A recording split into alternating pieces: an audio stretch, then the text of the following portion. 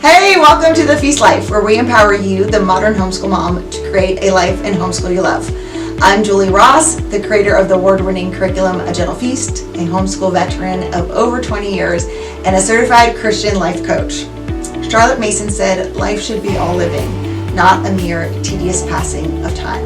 So on this show, we seek to savor the feast of life. So go get your favorite beverage and pull up a chair. You're welcome at this table.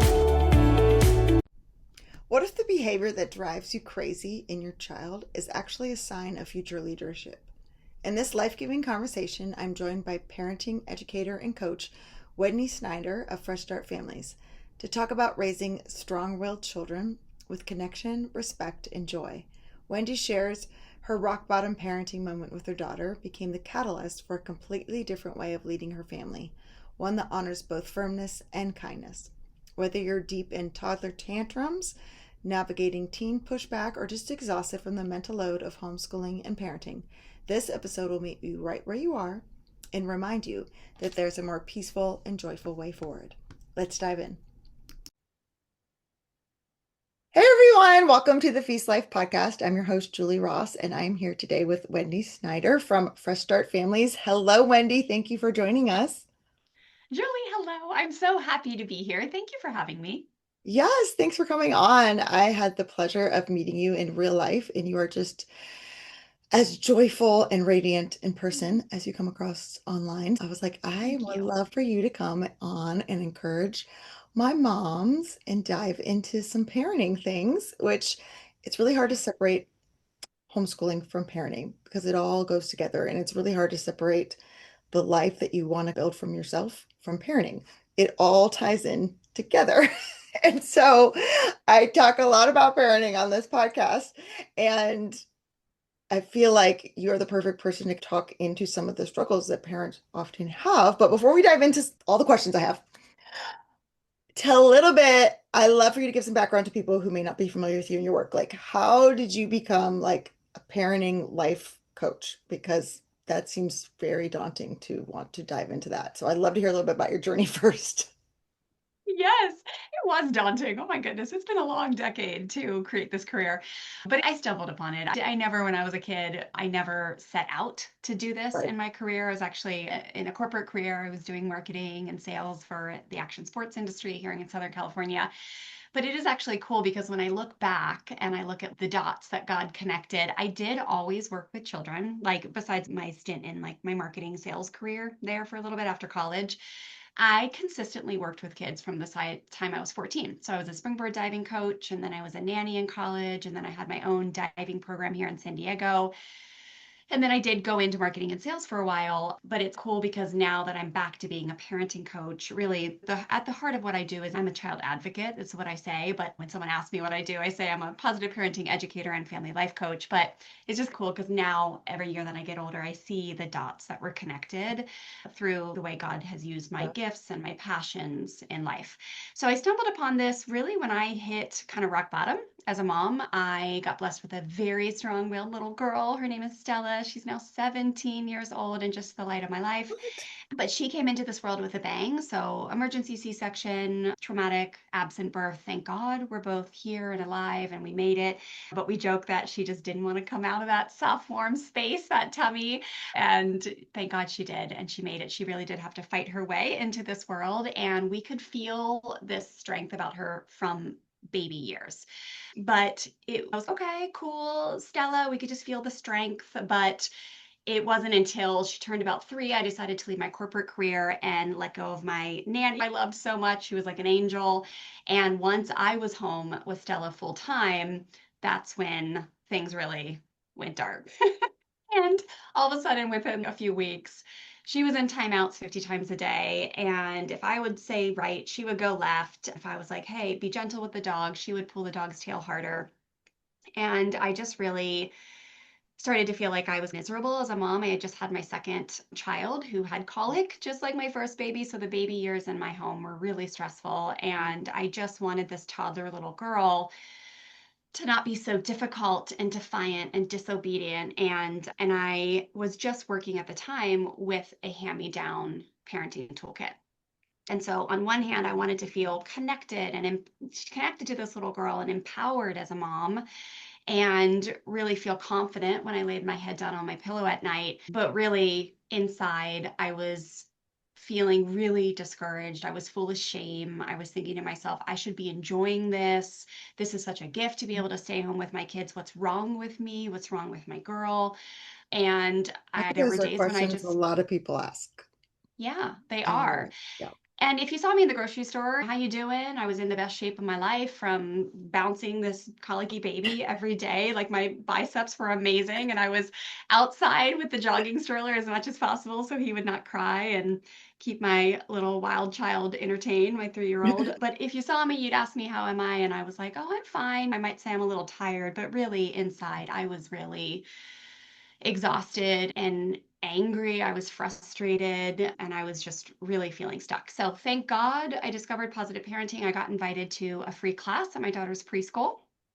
And I walked in there and started to learn these firm and kind connection based strategies that were just so different than the inherited hand me down tactics that I had been using. And that's really when the light started to come back to my day. And really, she started to have really visible change the way she was responding, everything from going to bed to putting her shoes on to sitting still at the table, right? It's always been a lot with Stelly. Anyone who has the gift of raising a strong willed child knows that. But at the time, I was getting books handed to me that were like, here's how you break a strong-willed child's will. Here's like a air quotes Christian book that'll teach you how to use a switch on your child, and you just smack them with this little stick until they submit. And it just never felt right in my heart. And thank God I had the invitation to learn a new way. So she started to change. And really, what was the most important thing, Julie, is that I started to change.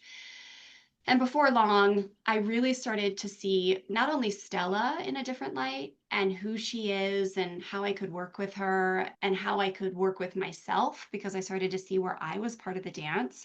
But I Mm. really started to see the world differently. And I started to see where my nervous system had been conditioned in fear and with force growing up in an autocratic home, and where I had the power to lead my family forward into positive change, and that it all started with me.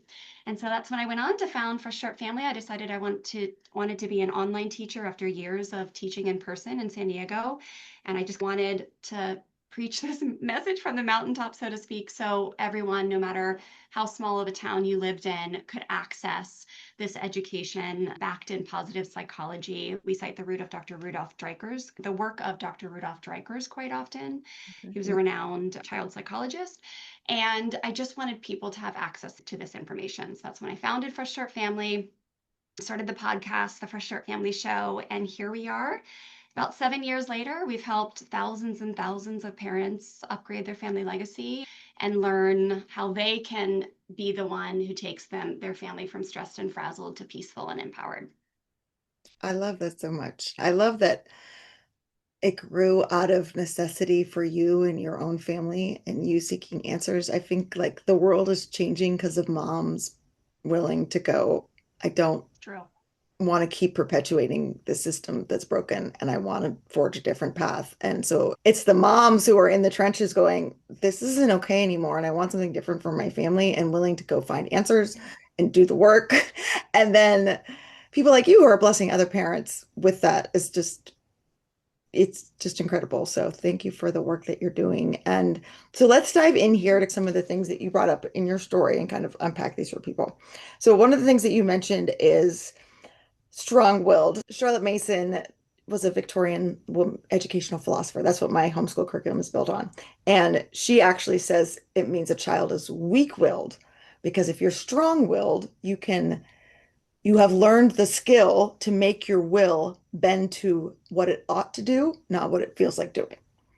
And so you actually are learning to not have a temper tantrum in the grocery store or what the situation might be, or to do the lesson that you might not feel like doing today because it's the right thing, right? But as parents, we can help them strengthen that mental muscle of what they're choosing. But overall, the strong will, we're used to hearing it. I'm just clarifying a little bit for my listeners who might think Hmm. of it the Yeah. opposite way now, because for years it was if your child's strong-willed, that means they are choosing to do what feels good, what they want to do, and not necessarily what as a parent might want them to do. So you mentioned that your child had this kind of strong will, and often the teaching is, how can we break this? And Yeah. I read on your blog, or I've listened to some podcasts where you said that being a strong-willed child doesn't mean they're broken. It means they're incredibly wired. So can you explain a little bit about Um, the terminology here, just to make sure everyone we're all thinking about the same thing? Absolutely. Yeah, and this is my perspective, right? And I think my perspective is built on not just theory and understanding of positive parenting, education, and positive psychology and all the things, but it's based on my experience, right? Like I've been able to put it, not just teach these concepts and these understandings of what a strong will blesses the world with, but I've been able to mentor a strong willed child now for almost 15 years, right? So I've seen these things play out in real life. Stella actually just reached her like dream that she's been working on for 2 years to play Division 1 beach volleyball in college. So she No just way, committed that's about, yeah, amazing. yeah, about 3 weeks ago. And Congratulations. so she'll be attending a school that's #9 in the nation for beach volleyball. Oh my gosh, that's so And fun. it's insane. It's like a needle in a haystack type of accomplishment. And that's the power of a strong willed child when they're mentored with respect and dignity Yes. and support. But if we go back to something you mentioned, Julie, of it is really interesting to hear. Did you say Charlotte Mason is her name, right? Her, again, her opinion Yeah, of that yeah. it means a weak will. It's what I see in these children are they are our next generation of leaders when they are mentored, again, appropriately with respect. And what I always saw in Stella was that she really listened. She went for what she want. She went for what she wanted. She wasn't shy to speak up. She used her voice. She advocated for what she believed in. And these are kids that are very allergic to hypocrisy. So they are often the ones in the family that raise the red flag. And to us, that might look like a tantrum over something. But a lot of times, that's a red flag to give us an awareness around how we either have hypocrisy in the home, where we might be telling a kid to calm down while we're yelling at them, and strong-willed kids will not, you put enough fear and force on them, which Mhm. is like punishment, threats, raising your voice, intimidation, all that kind of stuff. Or the other side of that is other side of externals controls is bribery and rewards. You put enough of that on them, and sure, you can get them to budge. But most of them, by the time they're teenagers, if there's not an authentic model of respect that is based in true power, where a child is has developed the ability to respect their parents, not because they're scared of them or scared of a consequence, but because they truly look up to them. A lot of times these kids just go off into rebellion. And so it is, I see these kids as angels. I see them as world changers because that was my story. Stella, if it wasn't for the meltdowns and the difficulty that she was having at that time, especially, she really peaked in her difficulty from the ages of, I'd say, 3 to 7, probably 3 to 6 is when it was like the worst. I would never have changed.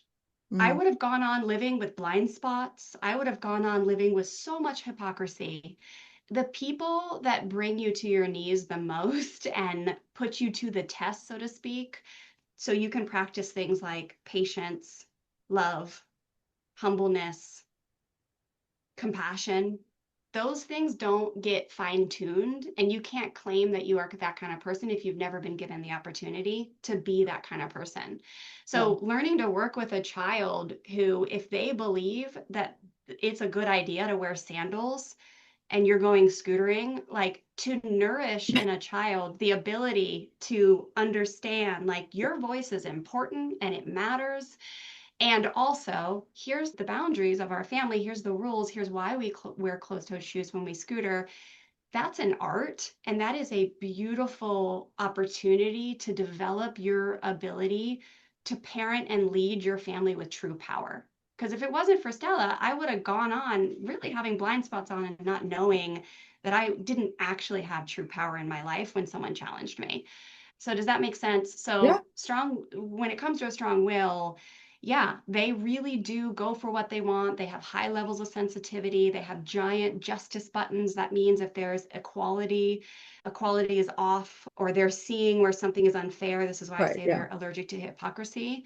They will raise the red flag. And if you see that only as like defiance, or you had mentioned that they're doing something because it feels good and what they want, we get to change our perspective and say, they're actually just like all human beings trying to get their needs met. And the base psychology we teach here at Fresh Start Family is there's a need to, the four biggest needs are the need to belong, the need to feel powerful, the need to feel valuable, and the need to feel unconditionally loved and to also give love. I always add safety in there. But for strong willed kids, the need to feel powerful is it rules. It's so big. And once you learn that these kids are not just misbehaving because they're disobedient, selfish, naughty, self centered, that type of thing, they're doing it to get their needs met. And we come in and we either meet them with the same type of behavior, which often just looks like overpowering, or we teach them, hey, let me help you understand how to feel powerful in a healthy way. Not by me. If you're arguing with me and I match you right where you are, it's essentially teaching them the same, like how to, that Yeah. is a way to feel powerful. So Yeah, no, that's, that makes that's kind complete of sense. my thoughts on that. Yeah. I love the word you use mentor. And I think Yeah. that is such a beautiful way to use that because it's not the overpowering. It's to me, I see a mentor like walking alongside me, guiding me. We're all on our own little hero's journey, right? And your kids are obviously gifted and called, and God has brought them here with certain gifts and traits, right? And then we're mentoring them. Okay, here's probably a better way to use that need that you have to have your voice heard. And how do we do Yeah. that in a way that is, and it can be very nuanced though, because it's, I just want a formula. Can you give me the formula that like will make my kids be perfect and do everything I say and their whole lives will Yeah. be wonderful because I followed this formula? And we both know that's not possible. So what step can the parent take when they go, "Oh, okay, I have a child like this. I know exactly what you're talking about. I would like to not match with them. I know that's not working, but I have no idea where to start." Yeah.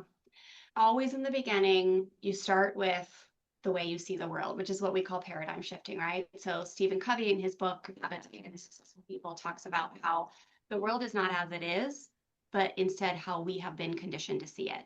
So it really starts, if you've got a strong-willed kid, to be willing and able to start seeing them in a new light, in a different light. That's what I touched on, the whole most people are thinking this kid is disobedient, naughty, selfish, all that kind of stuff. We start to see them as a future leader in training, right? So the paradigm starts to change. We start to understand the deeper needs underneath. And then one of the biggest things I like to teach people in the beginning is really to take their blinders off on the hypocrisy, which I mentioned. And I'm going to get to strategy here in a minute, but these are precursors. Yes, It's my that's been daughter's picking different. out her Right. college. Absolutely. Yeah, Stella's picking out her college classes right now, and the first 2 years of college pretty much are prerequisites, right? At least the Oh, yeah. first year. She might study business, but the first year she's doing a lot of prereqs like that include other things. But really starting to see where hypocrisy is present, where you're modeling the exact same thing that you're asking your children to do, or many times, Julie, it's actually not quite the exact same thing, is just a little different. But if we can take the blinders off and stop justifying the behavior and see that we're just contributing and matching it. So strong-willed kids, any kid that's in one of the categories of misbehavior we teach is power struggle misbehavior. And what we know about these kids is they have a mistaken belief that in order to feel powerful, I must overpower others because that's what's been modeled to me. So we build our awareness around that. We take off the blinders. We start to be able to humbly walk forward and see where we're contributing to the dance, where we're teaching our child the exact things that we don't want them to do, and then justifying it in the name of we have the authority as a parent. So once you do that, then you can get into strategy.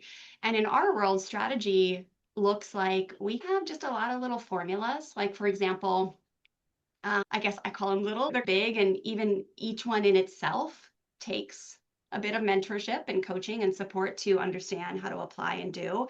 But one of them, it's inside what we call our firm and kind parenting blueprint. You can Google that, very easy to find.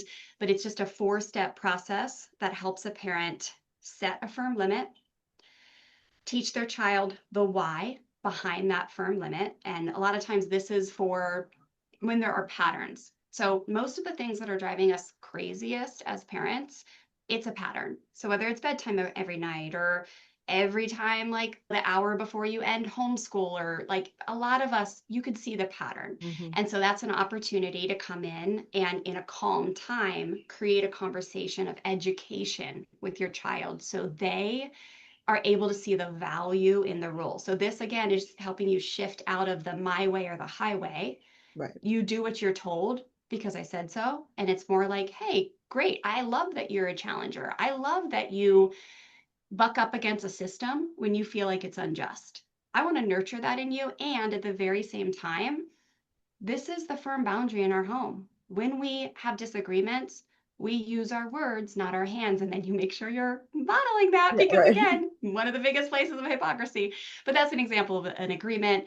You make an agreement with a child, you help them understand why the rule benefits them, which we mentor parents on how to do. And then once life starts to happen again and your kid is not perfect, they're going to push back because that's what kids do. They're learning, they learn through mistakes. Then instead of responding with a threat or overpowering, you respond with empathy. You just come in with, hey, I get it. It makes sense why you want to stay at the park. You love this park. I want to stay here too. It's a gorgeous day. Then you move to what we call really engaging their critical thinking skills, which is allowing them to restate the agreement and what did we agree upon earlier when before we left for the park today or Saturday morning at our family meeting. We give them the opportunity to engage their critical thinking skills and answer. Strong-willed kids love to feel powerful, so Mm. they love to be steering their own ship. They love to know the answer. And then we move into what we call empowerment prompting, which is offering choices. So do you want to leave the park now or do you want 5 more minutes? Up to you. Do you want to run to the car fast like a cheetah, or do you want to hold my hand and we can walk slow like a sloth and take deep breaths on our way to regulate our nervous system? Like we teach a million different choices here, Yeah. but that little formula, so to speak, 4-step firm and kind parenting blueprint, that's an example of strategy. But Yeah. that strategy we see day in and day out, it won't work if you still hold a outdated limiting belief paradigm around who your child is Mm. and think that you need to either break their will or change who they are in order to find peace in your day and your relationship with them. No, that's such a good point, and I'm glad you distinguished because I think most parents we just skip to the strategy. We don't Yeah, you're we right. don't want it because that's hard. Changing your thinking is not an easy thing to do, especially when it was ingrained in you as a child, right? Yeah, And yeah.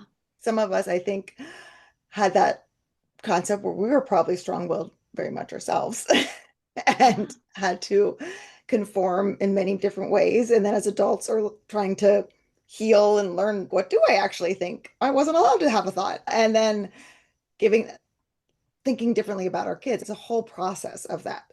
Do you, Yeah. other than just like what you're telling me right now, are there any, I know I'm talking about strategy again, but That's okay. for how to retrain your mind to think different? Other, Yeah. obviously your programs and things like that, but like how can I start to see this different when I've been in this frame of mind for so long? Yeah. Julie, I think my mind goes to the nervous system reconditioning, right? Jumping to conclusions when we Mhm. are having knee-jerk reactions, where we are acting in ways that mimic how we were raised when we swore we wouldn't repeat the patterns. The awareness and compassion around, oh, this makes sense. Yeah. Our nervous systems are conditioned the first 2 decades of their life, and they really soak up the tone of our homes, right? And our parents did the best that they could with the tools that they had, but they didn't have these same tools. And so when it came to mistakes, the tone or the temperature of our homes in autocratic homes, which just means it was my way or the highway, you don't question authority. And if you do, there'll be a price to pay, whether that was with corporal punishment or isolation, humiliation, shame. What's wrong with you? You should know better. But what happens is we're like little sponges and we just soak that up. So that becomes comfortable. So it's very comfortable to be a little bit more of a correctional officer as a parent versus a teacher or a coach or a mentor, right? Like, so then I think compassion is my answer Yeah. here because it makes sense why. And I think I see my students as soon as they start to build their compassion for themselves, which Yes. really a lot of our work, the healing happens through feeling. So we drop our students into opportunities for them to get into feeling and learn how to actually allow an emotion to come and go without judging it or stopping it. And that's what we find starts to recondition the nervous system because when you're doing things a new way, so say for example, if you have a kid that's you're like, okay, come in from the backyard. It's time to sit down and start our afternoon homeschool again. And they're like, no. Yeah. In that moment, what's familiar to us Mm. is the first 18 years of our life, which is hell no. You Yeah. don't talk to me like that. Yeah. If you do, there's going to be a price to pay. And then trigger fear. I'm failing. What's wrong with me? I should be able to get control of this kid. I Or can't I'm let doing someone something step wrong. on Maybe if me. the lesson was more fun, they'd want to come in. Yes, what's right, all of it. But again, that's what we heard growing up. What's wrong with you? How dare you hit your sister? I've told you 17 times. Like, why can't you just be easier? What is wrong with you? And so it's no wonder why we have that kind of attack, so to speak. And so just the awareness of, oh, there's nothing wrong with me. I was just conditioned to really respond to fear.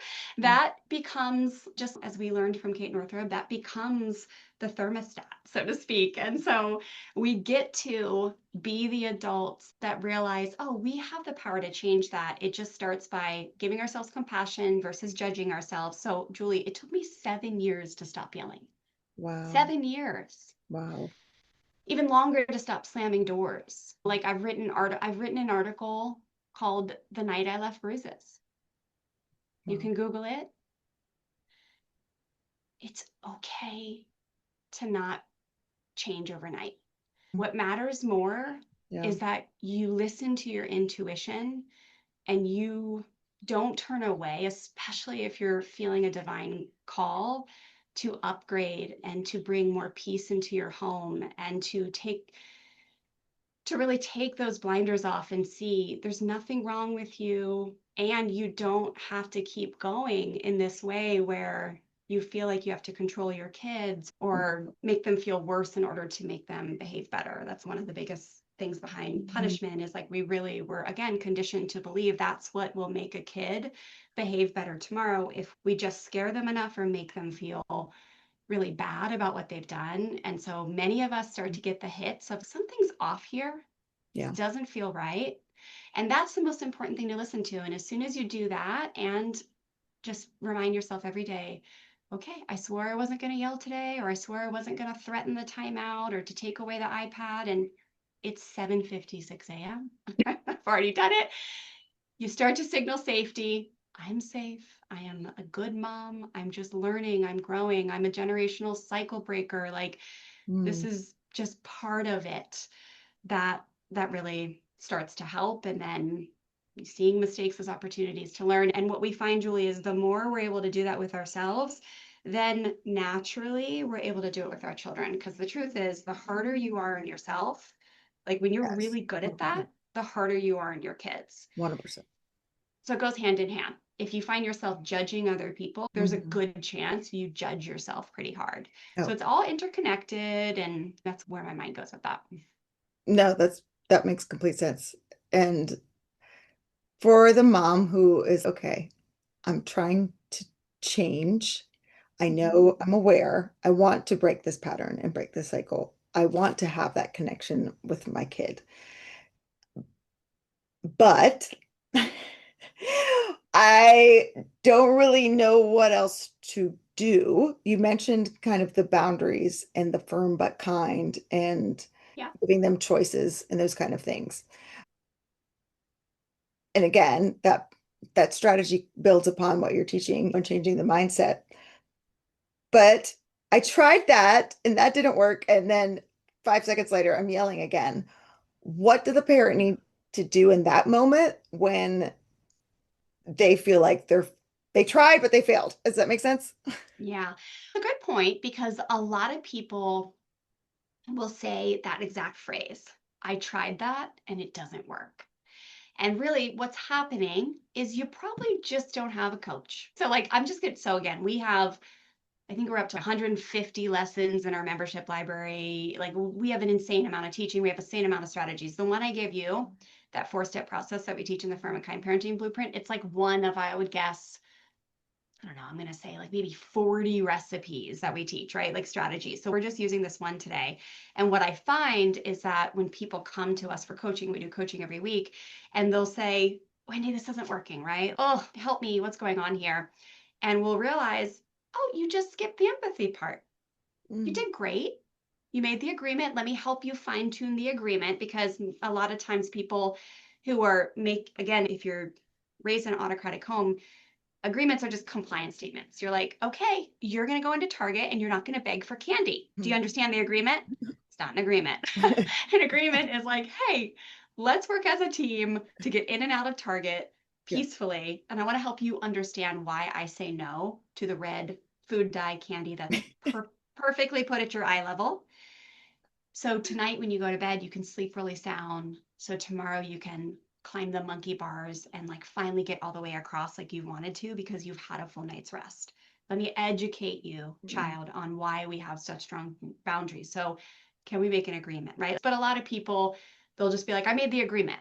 And Yeah. really, they're just spouting off compliance statements at their Yeah. kids. And again, strong-willed kids are going to resist that because they don't have any power in it. Mm. And then they'll be like, or another example is they'll just be like, okay, we had the agreement, and then the kid started pushing back, and I was like, we've talked about this, our agreement, and they skip over the empathy. And that will just blow it up. It won't work. So little fine tuning stuff What do you like mean by, that you give me an example of what you mean by empathy in that situation? in that situation.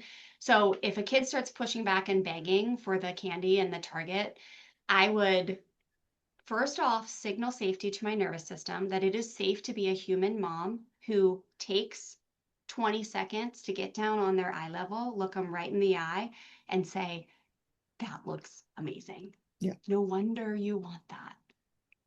I know you had that at Jeffrey's birthday party and you loved it, didn't you? No wonder you want it. And what was our agreement that we just talked about in the car? You remember? That's empathy, and then rolling into restating the agreement. And then, okay, then it goes to choices, which is, so do you want to hop in my arms and help me put the credit card in? Or do you want me to put you in the basket while you wait for me? You choose which one. It's up to you. But what I'm saying is, a lot of people, when they go to roll out a strategy, they just need support implementing it in Yes. the accurate way. Because what I find a lot is people think that they're doing positive parenting, but they're actually not, right? A lot of people think positive parenting is like asking your kid really nicely to do something 10 times. Or you blow up. Yes. And then that's exactly what happens when Yeah. people aren't well coached, because then they blow up and then Yep. they have no ability to understand that the blowing up is teaching their children exactly what they don't want to teach, which modeling, since 99% of what kids learn is caught, not taught, that is the entire thing. I just Yeah. wrote the book and the chapter in my book on modeling, and it was like, I could make the whole book on modeling. Yeah, So, for yeah, sure. so a lot of people think they're doing it and they're not. So, you just got to fine tune it and you got to slow down to ask yourself, okay, A, do I have a good coach? Do I understand this concept? And am I actually doing it in a Hmm. way that is engaging my kids' critical thinking skills, using connection, which often looks like empathy? And you also have to look at your patterns, right? If you're, what I find with a lot of autocratic parents who are healing from that upbringing and trying to do it differently with their kids, they'll swing to permissiveness Yes. because they just don't want to repeat the same Hmm. harm, but they Yeah. don't know how yet. Yeah. So there's a lot of that. I'm going to ask them nicely 9 times and then blow up. There's a lot of that. But then Hmm. there's a lot of just letting things Things go. go. Yep. And then they never come back and Yep. teach. Yep. And then that creates a pattern. Yep. And then there's like a lack of confidence. So there's all these kind of little patterns that, once you start to understand how to slow down and look at situations afterwards as not that didn't work, but I wonder what I could do to tweak that a little bit so it works next Mm-hmm. time. I Yeah. wonder where I got off track. I wonder where we lost connection. Because if you're with strong-willed kids specifically, if you're keeping the connection high, which is like going to be messages like, hey, you make sense to me. Yeah. You're not crazy. You're not in trouble. And you're still sticking to the boundary. And you're doing it with a sense of empowerment, which is like sharing the power, so to speak, versus being like, do it or else. Yeah. Those are things that are going to lift the behavior. So again, it's filling the needs and it's filling the relationship. So rules plus relationship equals respect. Mm. Rules minus relationship equals rebellion. So those are the big ones. Relationship. So if you're like, for example, like if you're getting like you're homeschooling, you're pouring your heart into homeschooling your children, you're making healthy meals, and then you're choosing something where you, let's for example, say choose to hurt and harm them when they make a mistake, that's going to rob the relationship. It's going to like we teach our students relationship drainers or bucket tippers or emotional bank accounts withdraws. Mm. That's an example of a blind spot of that erodes trust in a relationship. So little things like that, once we start to help a family realize, oh, I can compassionately discipline where I don't have to hurt and harm my kid, and then I'm not eroding the trust, the relationship stays steady and strong. And then think strategies start to work more. Does that make Mhm. sense? Yeah. What about they maybe have blown up and they need to look at, okay, I need to tweak some of these strategies. I need to see, okay, where am I perpetuating this pattern? Did I miss a step? Can I word things different? Those kind of things. But what else can they do in that moment to help repair the relationship? Because you're saying that is such an Ooh, important key when they feel like I blew it. I love repair. Repair is one of my favorite topics. I haven't written that chapter yet, but I can't wait to. Repair, I believe, I think that our kids learn more from watching us be imperfect and Yes, how we clean it up than 100%. they ever will learn by us getting it all right. And so, man, for me, one of my favorite things I've learned from my kids, especially my Stella, is the superpower of humility. And Mother Teresa teaches us about how humility has the power to change the world.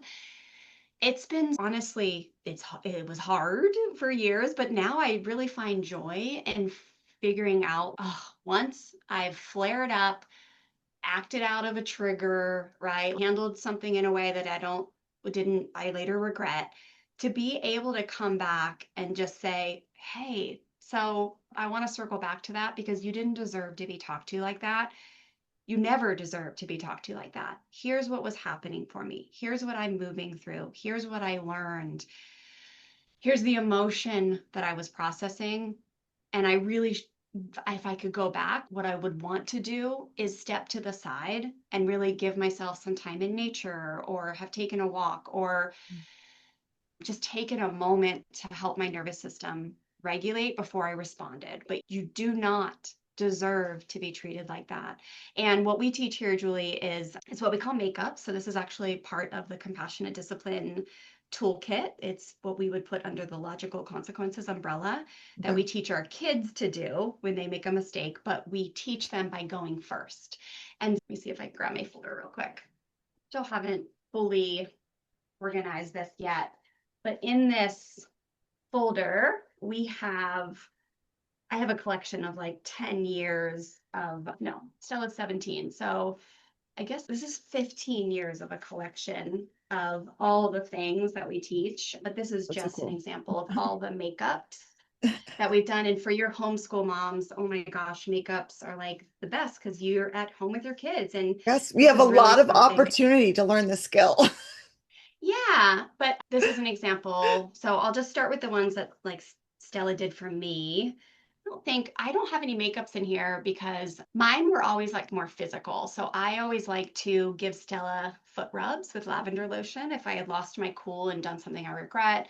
Or like now at 17, I'll often take her to go get a juice. Her I love was gonna language say nowadays. Yeah, Starbucks. bingo. Starbucks, press juicery.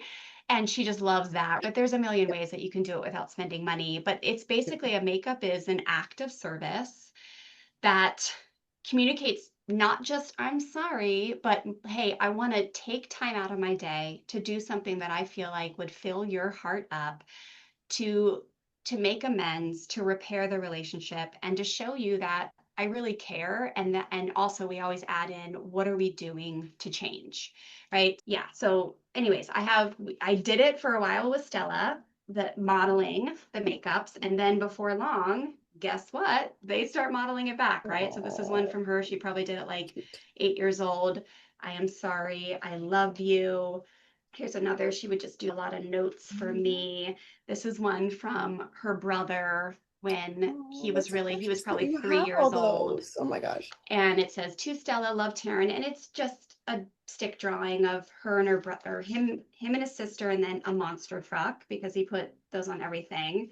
This is a more elaborate one that she did to Daddy. To Dad, love Stella. Sorry, I was very mean to you. I love you, Dada.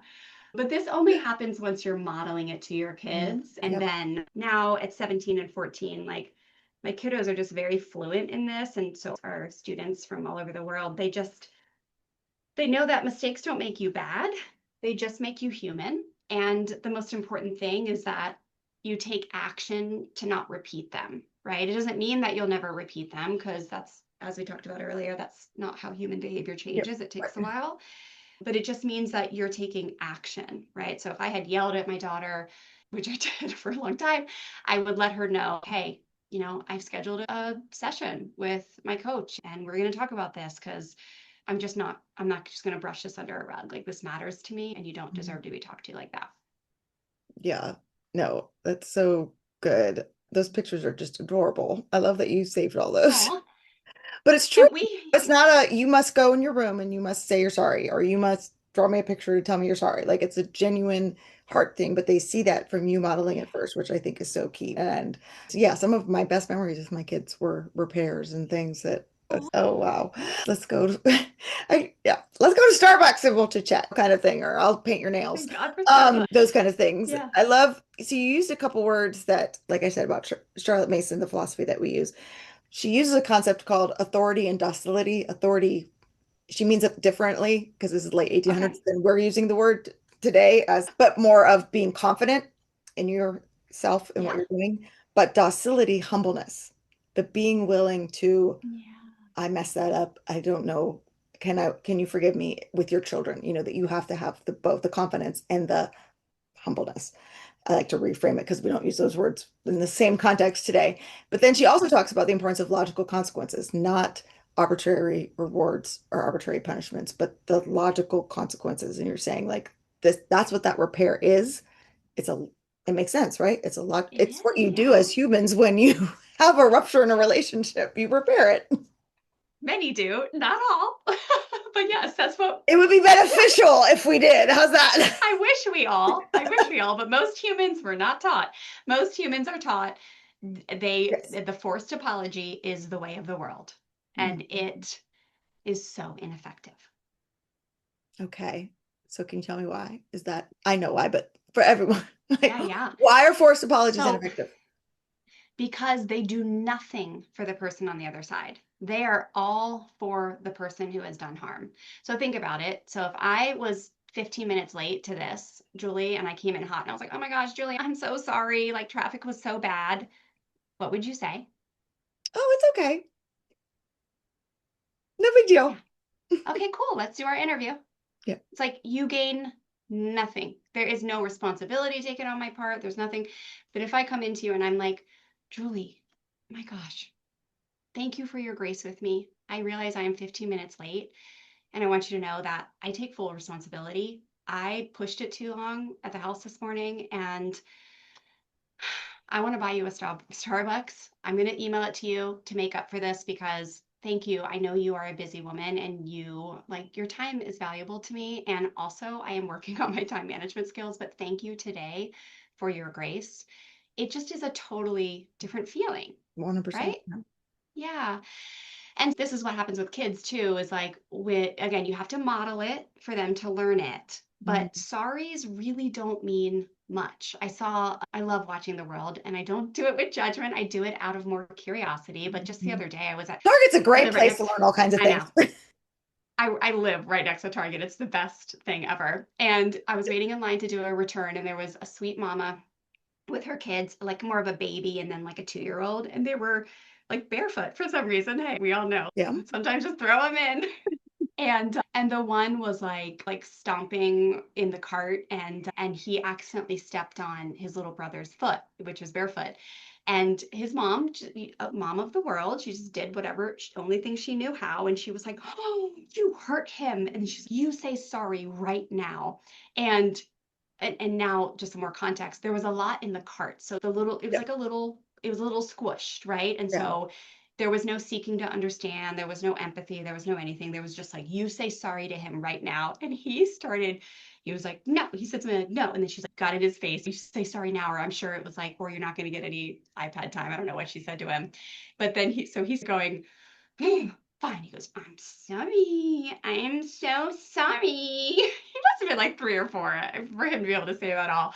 But it was just so clear that there was no learning happening here. He was doing what he was air quotes told, but there's no effective behavior change there. There's no helping him understand how he can make a different choice tomorrow. The poor kid probably didn't Ineffective. have a choice. It sounds there was no room for his feet. Yeah. Yeah. Like it wasn't It's like, purposeful or mean. yeah. So forced apologies are just so easily replaceable. So when my kids were little, Stella was a big pusher. So she turned into a very prominent drummer, very prominent athlete. I love So again, we were able to see that her pushing was not her just being a defiant maniac, but it was she really had a lot of kinesthetic mm, needs. But man, was she a pusher and a all the things. And very so I persistent. Yeah. learned as time went on to address children at the park, and I would say, "Oh," and I'd walk up and I'd say, hey, little guy, thank you for your patience with her. She is learning how to be more gentle and keep her hands to herself, use her words." And then I would look to Stella and say, "Hey, can you make sure he's okay?" And then let him know that you are going to keep your hands to yourself. And then I would teach her to say, "Thank you for your grace or for forgiving me." And it's, yes, you're assuming someone is going to forgive you, but Right. that's the way the world I want to live in. Mm, Right. So instead of, "Oh, go say you're sorry right now," which is the cultural conditioning thing to do, you now start teaching a kid, "Hey, here's how you take responsibility of your mistake without shame and mm, punishment and humiliation, and also how you genuinely check on someone and then have an education on how to do it differently tomorrow." And mm. then I would take her home and we'd work on how to respect other people's spaces and why she wasn't broken for being a touchy feely kid, how Yeah. that was going to serve her really well one day, which it has. And is a big word we use here. And she will, and I Yeah. will never give up on her, learn how to get what she wants without using her hands. But I love it too because you're modeling compassion and empathy for somebody else. If you just Mm-hmm. go up and she just went up to the kid and said, "Yeah, I'm sorry." One, that's not really teaching her a lot of skills, like you're saying about how to use your hands and all that. But by modeling, go see if they're okay. There are Yeah. consequences when we do make a mistake. It's not, oh, it's no big deal that you're hurt Yeah. or just move on, but it's okay. You still have to be responsible for the consequence of the mistake. That person is now hurt. Yeah. How can you check on someone? How can you learn to be compassionate? So that to me is a whole, like if the world can learn that skill rather than just learning to Isn't say that you're sorry when awesome? you don't feel like it, that's the skill we all need to know how to do is to have compassion Yeah. and empathy for people. And what a wild talk about a nervous system response of like, "Oh, whoa, that's so uncomfortable." But just that one little example of that Right. life skill, you, if you try this, if you go try this, your nervous system is gonna go off because people around you you're gonna be like danger, and Yes. all they want is for you to force your kid to say, "I'm sorry." And it's just a cultural conditioning. It's all it is. And it literally feels like you're going to die when you do it for the first time, and you resist the urge to just do what's always been done. And then as you do it more and more, and now that I'm 15 years later and I've got young adults, Yeah. or they pretty much are young adults at 14 and 17, you see how beautiful the life skill becomes. But in the beginning, it is very uncomfortable because, as we know, Julie, the nervous system will always choose a comfortable hell over an uncomfortable heaven, right? So, like, what the forced topology will be like, your body will be like, it'll feel again, the bear is chasing you. You're going to die if you don't just say to this kid, you say sorry right now. And Yeah. instead, you just get to signal safety. I know this is uncomfortable. This is new. And I am safe to do things in a new way. A lot of times at the park, especially, it's like strangers. You're never going to see them again. Or Target. So why not try something new and risk being judged or risk not doing it perfectly? Or even in your own house. I feel like with homeschooling and siblings being around each other all day is a very perfect Oh, opportunity yeah. for you to model this skill and to teach them how to check on each other because they're going to get hurt. You're going to hurt each other. We're in close quarters and we're humans and we get on each other's nerves. And so it's okay. Modeling that, even in the comfortable, not comfortableness, but somewhat more comfortable of your own home, teaching that skill might be a good way to start and ease into it too. So this It's has been true. such a rich conversation. I could talk to you forever. One last question. Is that cool? Okay. Yes. So you talk a lot about finding joy in parenting. And so I would love to end our call if you could speak for a moment to the mom who is burnout, exhausted, is carrying such a mental load of educating their kids, keeping their household somewhat in order, making sure everybody's alive at the end of the day, and they Yeah. feel so far from joy. What would you like to tell them? Two things. One, get yourself out in nature as much as possible. Do your homeschooling in the backyard. Let your kids sit in trees if you can, feel the breeze and the clouds above you and like the sound of the birds. Like, we know that can be one of the most easiest ways to regulate your nervous system, access the most beautiful, God-given resource for nervous system regulation. So nature to help you find more joy.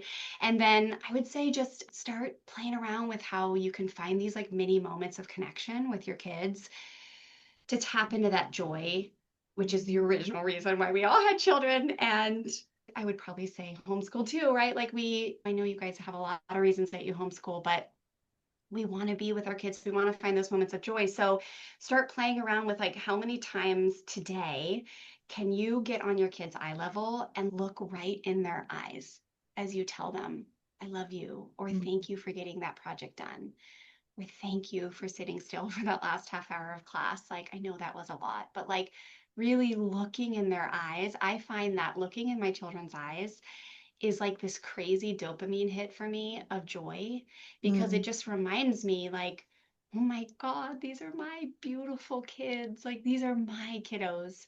But we're mm, spinning a lot, right? And we may think we're quick eye contact, but there's something about physical mm. touch, putting Yes. your hand on their shoulder, looking in their eyes to remind you, oh yeah, I have an incredible, unique human soul that I get the honor of raising and teaching and mentoring. And even if it's 10 seconds, 5 seconds, I think it will help you build more joy into your day. So go try that out. Shoot me No, a I love DM or that. how it Those are goes. two great things and things I actually talk about a lot too. Good. Yes, love being outside and then just pausing in the midst of the chaos and Mhm. finding that peace. And yeah, I love that physical touch and that connection. That's such a great tip. So, where can parents find you if they want more help and more guidance on this topic? And I know your book's coming out, but that's going to be wow. Maybe. It is going to be a while. I know. May 2026, which is just so fun. It's going to be here before we know it. Yeah. So first off, come find us on the Fresh Start Family Show, our podcast. We have so many incredible experts and guests that are just really fun to listen to. And then I'd say, since we're talking about strong-willed kids today, Julie, I would love to gift your listeners a free learning bundle all around how to thrive with strong-willed kids. So I go over some of my favorite secrets that help you get back to that thriving state, and they can learn more at freshstartfamilyonline.com/power bundle. It comes with a free 1 hour workshop that's Oh, awesome. interactive, so you can ask questions. And I think it'll change your life. So come find me there and then Yes, that is look so for the book, generous and Fresh Start kind Your of you. Family. And we will put that in the show notes. So thank you so much. Yeah, I know that'll be something that will be very helpful. So thank you so much for sharing your time and wisdom with us and your joy. I appreciate it. Julie, thank you so much for having me. This has been so much fun. All right, thanks for listening to today's episode. Let's dive in with some key takeaways. Number one, strong willed children aren't broken, they're differently wired. Wendy reframes the idea of a strong willed child as a potential world changer. These kids are highly sensitive, justice driven, and deeply motivated by a need to feel powerful. When mentored with dignity and respect, their strength becomes their greatest asset. Number two, start with a paradigm shift, not a parenting script. Before jumping to strategy, Wendy encourages parents to change how they see their children and themselves.